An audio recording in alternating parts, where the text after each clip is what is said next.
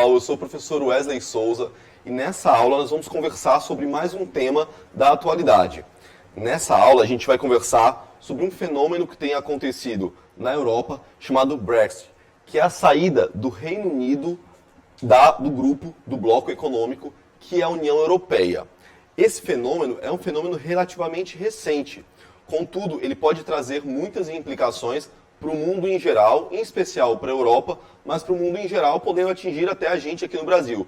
Por isso é importante compreender que movimento é esse, quais os fundos deste movimento e compreender também o traçado histórico. Essa aula dialoga com muitas das aulas de atualidades que a gente já teve, que vocês vão poder assistir, que estarão disponíveis para vocês, como a mundialização da economia, os processos de imigração. É muito importante entender que está tudo muito conectado. Tá tudo muito conectado, é importante entender esses movimentos, porque faz parte da nossa leitura do dia a dia, para a gente entender como o mundo está funcionando. Essa expressão, ela é na verdade uma contração de duas palavras. Essa palavra é a contração de duas outras palavras da língua inglesa, o Britain e o Exit. E o resumo dessa contração, o significado dessa contração, é uma saída dos britânicos deste bloco econômico que é a União Europeia. Isso é a primeira vez que acontece na história, é a primeira vez que um país decide se retirar deste bloco. Como a gente vai ver ao longo da aula, o Reino Unido já entra tardiamente nesse bloco, entra com muitas ressalvas. Então, historicamente, há uma relação sensível do Reino Unido com a União Europeia e ele, neste momento, é o primeiro país que decide se retirar da União Europeia. Foi realizado um plebiscito em 26 de junho de 2016, cujo resultado foi pela saída do Reino Unido da União Europeia.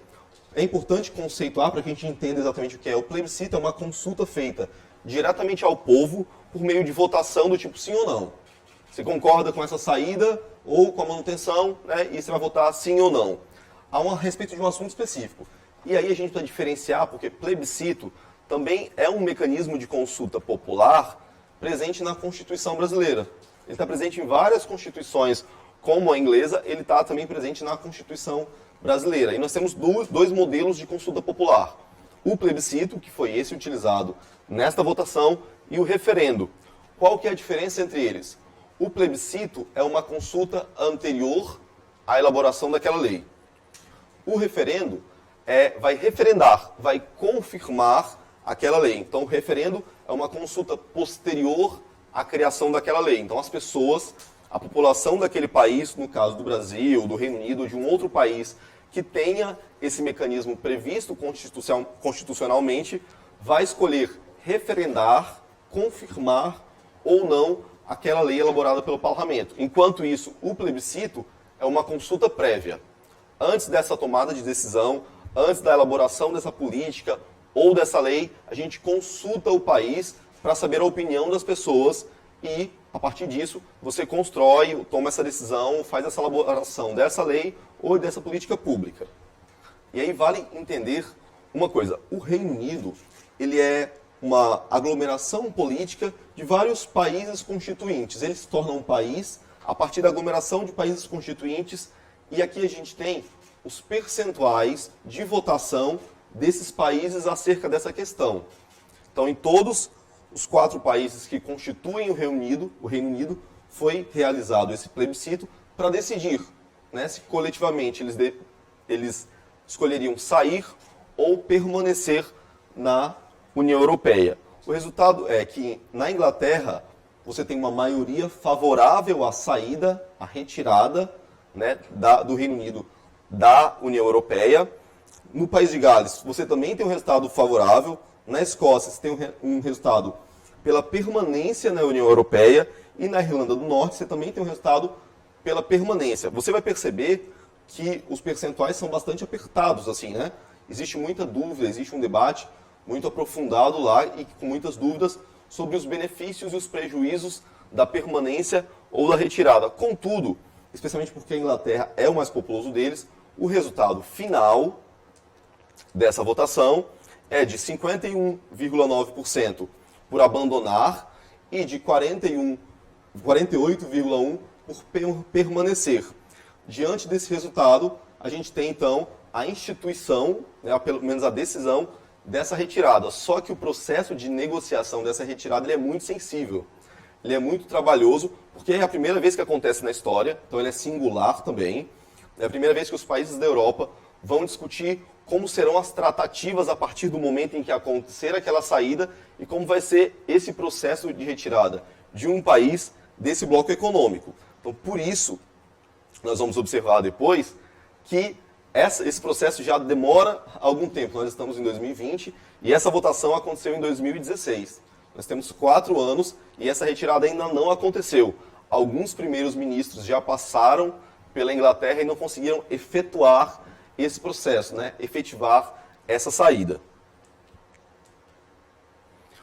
O Reino Unido, a decisão é essa, o Reino Unido deveria deixar a União Europeia até a data de 29 de março de 2019, independente de haver um acordo ou não. Essa votação, em que 51,9% da população do Reino Unido votou pela saída, ela tinha como base essa premissa. Contudo, a gente vai observar ao longo da aula que ainda não foi possível essa retirada, que ainda não houve um acordo por essa retirada, e aí isso tem muitos fundos e muitos valores e argumentos e muitas outras questões envolvidas no porquê desse entrave na saída do Reino Unido do bloco da União Europeia. O debate sobre essa permanência ou não permanência, ele tem 2 questões principais. Existem muitas outras questões, mas existem 2 questões principais. Uma delas é sobre o tamanho do Estado, que inclusive é uma discussão que a gente tem visto nos últimos anos em todo o mundo, inclusive no Brasil. As últimas eleições no Brasil tiveram essa coisa do tamanho do Estado, da robustez ou menor robustez do Estado, como uma das pautas principais.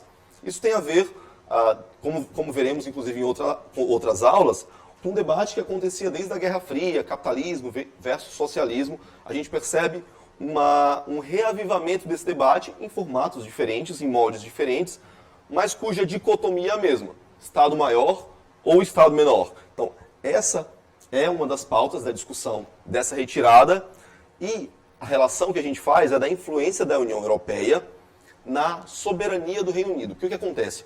Quando os blocos acordaram ali em compor este bloco econômico que é o maior do mundo, a União Europeia, em algum nível eles abrem mão da sua soberania individual.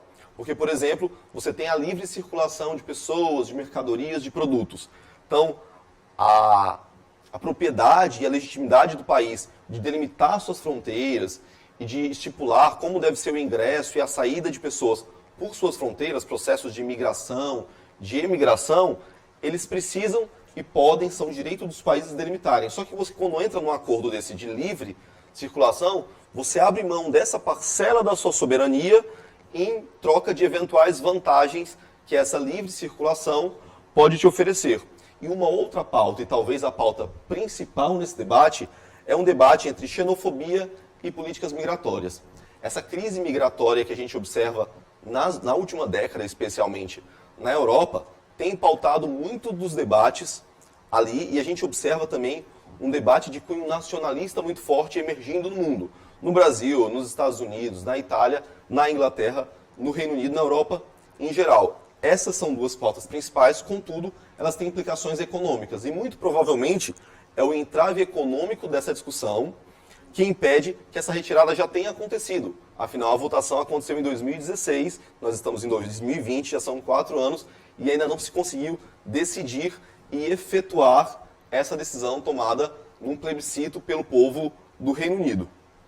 A União Europeia tem como preceitos fundamentais dessa sua estruturação, que é uma estruturação complexa, são dezenas de países na Europa, países muito poderosos, países já não tão poderosos, países em estado de subdesenvolvimento. Então, a regulação dessas relações é uma regulação muito complexa. Contudo, os preceitos fundamentais dessa relação, da constituição deste bloco, é a cooperação e a integração entre os países. Então, é importante lembrar desses 2 terminhos, porque eles são muito importantes para entender qual que é a função, pelo menos a função ideologicamente posta para esse bloco econômico. A cooperação e a integração. O primeiro embrião do que temos hoje como União Europeia nasce depois da Segunda Guerra Mundial. Tu tens a Comunidade Europeia do Carvão e do Aço, que é uma proposta pós-Segunda Guerra Mundial para administrar as riquezas minerais da Europa, e especialmente o carvão e o aço, porque esses eram bens necessários, eram materiais necessários para a guerra. E como é óbvio, em algum nível a guerra traz muitos prejuízos a muitos países, à própria humanidade, né? A guerra é uma problemática humanitária. E aí, para tentar conter a existência de outras guerras, nós tivemos em período de 50 anos, a primeira metade do século XX, 2 guerras mundiais. Então o impacto de muitos países na Europa foi gigantesco.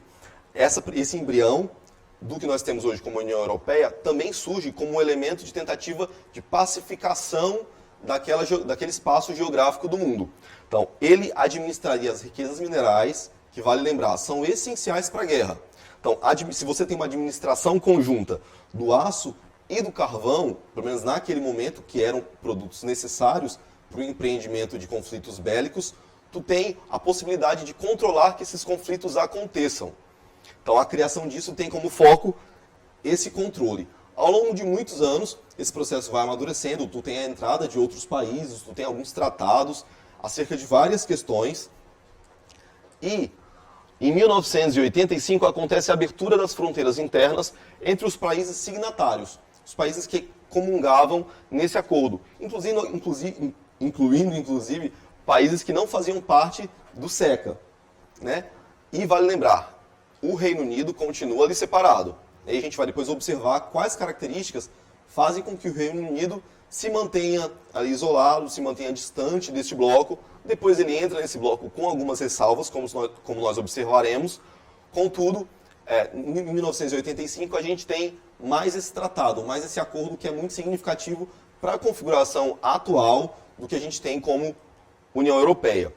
Nos moldes da União Econômica e Política, com circulação de pessoas, capital, mercadorias e serviços, a União Europeia foi oficializada em 93.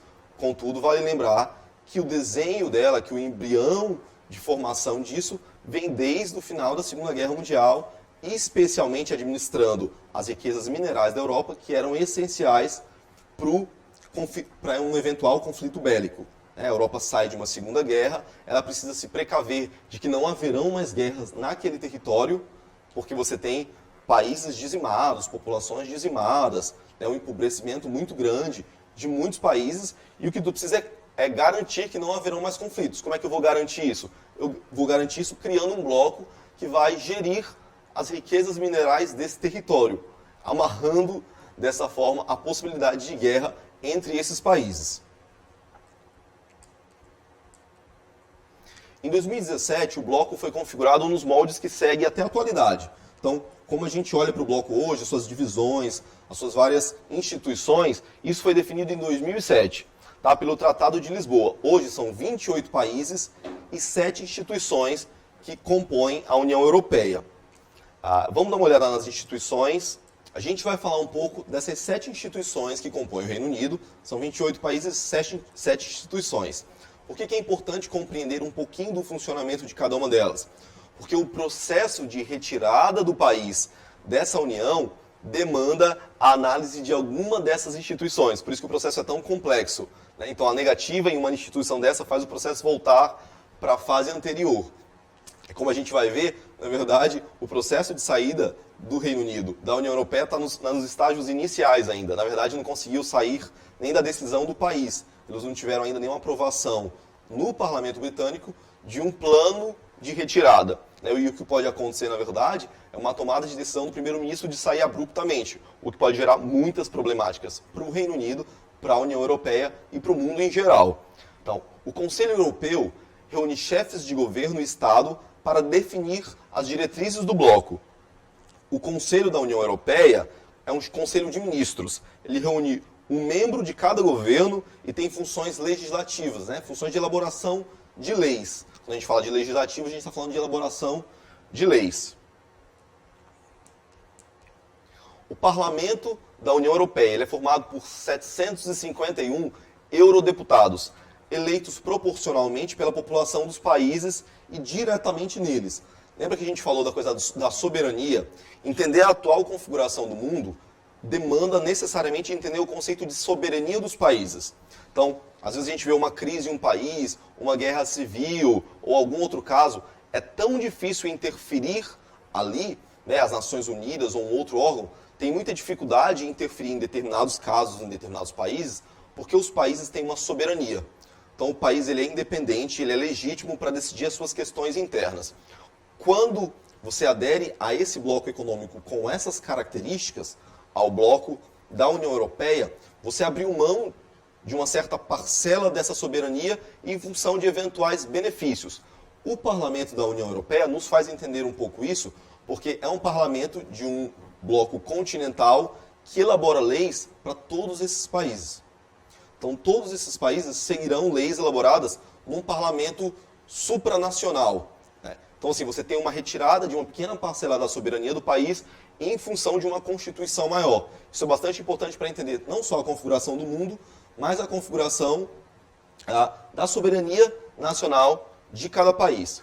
Uma outra instituição dessa União Europeia é a Comissão Europeia. É um corpo executivo da União Europeia, são 28 membros, cada um de um país que servem aos interesses da União Europeia. A Corte de Justiça é um poder judiciário dessa União. Então, assim, você vai perceber que a gente tem órgãos de caráter mais executivo, órgãos de caráter legislativo, como se isso fosse um grande país. Mas, na verdade, tem uma grande constituição de países, uma grande aglomeração política de países constituintes. Tá? E tu tem a Corte Europeia de Auditores, que fiscaliza e controla os gastos do orçamento da União Europeia. Porque o que a gente vai ver mais na frente é que os países eles entregam recursos à União Europeia e ela redistribui entre os países. Esse também é um dos debates que motiva essa eventual saída do Reino Unido da União Europeia. Porque o que argumentam é que ele entrega muitos valores, ele faz um investimento alto na União Europeia, mas o retorno que ele tem não é proporcional. O retorno que ele tem é menor do que o investimento que ele faz. Então esse também é um dos argumentos econômicos para essa saída, para essa retirada. E a gente tem o Banco Central Europeu, que administra a política monetária dos países na zona do euro. E aí vale lembrar também que o Reino Unido é um dos países que teve resistência a essa instituição monetária. Tá? Essa é mais uma das características que a gente observa uma certa ressalva, né? Um certo pé atrás do Reino Unido em relação à União Europeia. A gente vai conversar um pouco agora sobre a relação do Reino Unido e a União Europeia. Ao longo dessa aula a gente já veio conversando sobre isso, né, sobre a relação, sobre os entraves, sobre as ressalvas que o Reino Unido impôs para a participação dele nesse bloco. Contudo, a gente vai conversar agora mais especificamente sobre isso. Como nós vimos ainda há pouco, o Reino Unido é um país constituído por vários outros países, uma aglomeração política, um país formado por países constituintes, a Inglaterra, País de Gales, Escócia e Irlanda do Norte. Inicialmente, o Reino Unido ele não adentra aquele órgão que era um embrião, lembra? Que cuidava do carvão e do aço dos países da Europa. Ele não adentra inicialmente ali, a entrada dele é relativamente tardia e acontece só em 1975. Lembrando, aqui esse bloco, esse órgão, ele começa pós-Segunda Guerra. 1945, ali 1947, então ele começa a ser constituído ali. Contudo, o Reino Unido só decide entrar neste bloco ali em 1975, então é uma entrada bastante tardia e tem algumas motivações. Inicialmente, o Reino Unido não tinha interesse mesmo em entrar, né? Não faziam questão, não faziam nenhum aceno no sentido de solicitarem a sua entrada nesse bloco econômico. Contudo, depois eles decidiram fazer essa entrada, eles tiveram 2 vetos da França, porque haviam questões ali, haviam embates políticos e econômicos da França com o Reino Unido. Então, por 2 vezes, a tentativa de entrada do Reino Unido na União Europeia foi vetada pela França. Então, nunca aderiu integralmente ao bloco, tanto economicamente quanto politicamente. Lembram? A questão do euro, né, o pé atrás com o euro, e a questão de ter um parlamento específico, o parlamento britânico, ele decide se aderirá ou não, se referendará ou não as decisões do parlamento britânico. Lembrando, a gente viu as instituições que compõem ali a União Europeia, e uma delas é um parlamento com mais de 700 parlamentares eleitos dos vários países da União Europeia, que constitui um parlamento supranacional, digamos assim. O que o Reino Unido decidiu? Ele decidiu que, ok, vocês decidem isso lá em cima, mas quando isso vier para o meu país, o parlamento britânico decide se ele adere ou não a essas decisões. Essa também é uma das características muito específicas da relação do Reino Unido com a União Europeia.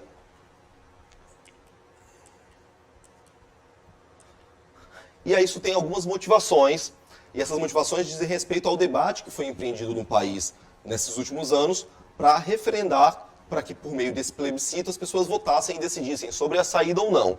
O primeiro e o mais forte deles, o mais ideológico deles, é sobre a crise de refugiados, que inclusive é bastante debatida em uma dessas outras aulas que nós gravamos sobre temas da atualidade, que é a aula sobre crise migratória. Nessa aula a gente vai debater sobre o lastro histórico dessa crise, né? Como ela vem acontecendo ao longo do mundo, qual a posição do Brasil em relação aos imigrantes. Então, já existe uma aula sobre isso, você pode procurar depois. E essa crise dos refugiados tem relação com essa crise migratória que atinge a Europa de forma muito forte. E os acordos da União Europeia, que prevêem essa livre circulação de pessoas, têm implicações diretas sobre isso. Ora, se as pessoas podem circular livremente pelos países da Europa, elas podem migrar muito livremente, com mais facilidade, do que se tu tens regras fortes de migração, regras que dificultam um pouco mais esse processo de entrada e de estabelecimento do país. Então, essa pauta foi uma pauta muito forte, uma pauta prioritária nesse debate sobre a permanência ou não a permanência da União Europeia. Contudo, essa pauta, que é uma pauta que, enfim, tem relação com um pouco desse movimento de xenofobia que vem acontecendo no mundo todo, pelo menos na última década, ela ignora, de certa forma, uma pauta econômica, né? O artigo 50 do Tratado de Lisboa prevê uma punição econômica, além de um longo processo para essa retirada, e os prejuízos econômicos para o Reino Unido podem ser maiores do que os eventuais benefícios. Então você percebe que uma motivação que talvez tenha mais um fundo de preconceito, né? Um fundo de preconceito com povos de outras origens, quando ninguém pode ser discriminado por sua origem, raça, credo, cor, condição econômica, pode significar prejuízos econômicos para a população do Reino Unido. E aí o outro debate é sobre aquela coisa dos investimentos. Argumenta-se que os países ricos investem muito na União Europeia, mas recebem poucos investimentos de volta. Então esse é um outro argumento que tem impulsionado esse debate sobre essa retirada. Um exemplo disso é que apenas 3% da educação do Reino Unido é financiado pela União Europeia. 3%, um percentual muito pequeno. Contudo, os que argumentam contra essa saída dizem que a livre circulação possibilitada pelo acordo, por ser signatário dessa união, permite que no Reino Unido trabalhem alguns dos melhores cientistas da Europa. Permite que, por exemplo, os estudantes possam fazer intercâmbio nos outros países com nível de facilidade considerável, sem entraves, né, da entrada no país ou dificuldade. Tu tens facilidades e dificuldades. Né? Tu pode argumentar que só 3% do financiamento da educação do Reino Unido é feito, né, pela União Europeia, mas, em contraponto, tu tem essa possibilidade de circulação de estudantes pelas universidades, pelas escolas, enfim, pelos centros de excelência em pesquisa da Europa e a possibilidade de, com muita facilidade, os melhores cientistas daquele continente trabalharem e pesquisarem dentro do Reino Unido. Os apoiadores do Brexit criticam o custo das políticas de energia limpa da União Europeia, porque, como a gente vai observar, existem políticas sobre o processo de migração, sobre energia, política monetária, existem várias delimitações em várias áreas diferentes, e aí eles criticam esse custo de energia limpa. Contudo, os críticos da saída argumentam que essa saída poderia prejudicar, criar uma insegurança energética no Reino Unido, e que a energia do Reino Unido só é limpa, né, nos níveis em que ela é, por conta desses condicionamentos impostos pela União Europeia. Então você vai observar que existem argumentos a favor e argumentos contra, só que a população já fez essa decisão naquele plebiscito de 2016 e ela votou pela saída da União Europeia desse bloco econômico. Também há um debate sobre a importância do Reino Unido na política internacional. Os apoiadores dizem que permanecer na ONU e na OTAN já é relevante o suficiente e já demarca internacionalmente a posição na segurança internacional do Reino Unido. Os críticos dirão que a saída dos comitês da União Europeia vão fazer com que o Reino Unido perca relevância no debate da política internacional no mundo. Então, esse é um outro debate, o que é a política internacional e a segurança internacional. o sol nunca se põe no Império Britânico. Isso é uma frase bastante conhecida que fala um pouco sobre a condição do Império Britânico. Estar localizado em um trecho de ilhas, né, a Grã-Bretanha, são ilhas que aglomeram alguns desses países que constituem o Reino Unido, fez com que durante o século XIX, especialmente, eles empreendessem um processo de muitas conquistas, muitas colônias. O próprio Estados Unidos era uma colônia britânica.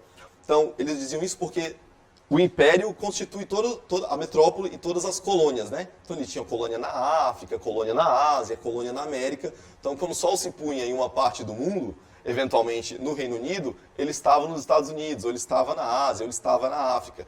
O Império Britânico, ele era tão grande, tão pomposo e tão disperso pelo globo, que ele sempre estava ao alcance do sol. Então, essa frase fala um pouco sobre o porquê do distanciamento do Reino Unido da União Europeia, porque ele tinha um poderio muito grande.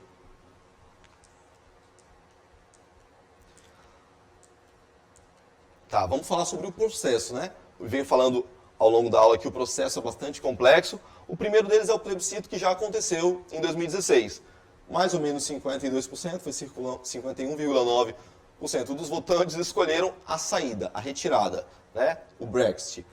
A aprovação no parlamento. Essa aprovação não aconteceu ainda. O que aconteceu?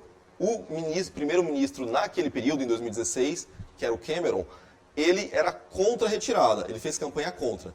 E o modelo que a Inglaterra, que o Reino Unido adota, é um modelo em que você tem um primeiro-ministro que é escolhido pelo parlamento.